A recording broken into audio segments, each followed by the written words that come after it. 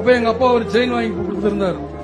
ஒரு காலகட்டத்தில் என்னுடைய நண்பன் படிக்க போகணும், மெட்ரிகுலேஷன் ஆந்திரால படிக்க போகணும்னு சொல்லும் போது பணம் இல்லைன்னு சொன்னான்.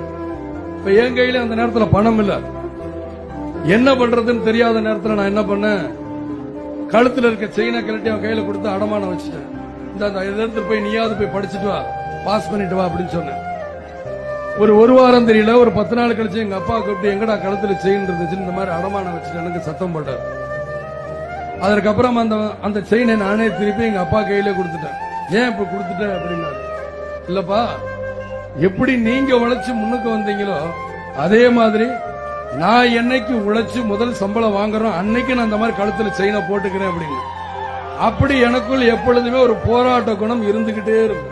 அதே மாதிரிதான் என்னுடைய சினிமாலையும் என்னுடைய ஒவ்வொரு பிறந்த நாளையும் ஏழைகள் கொண்டாடும் விழாவாக நான் கொண்டாடிக்கிட்டே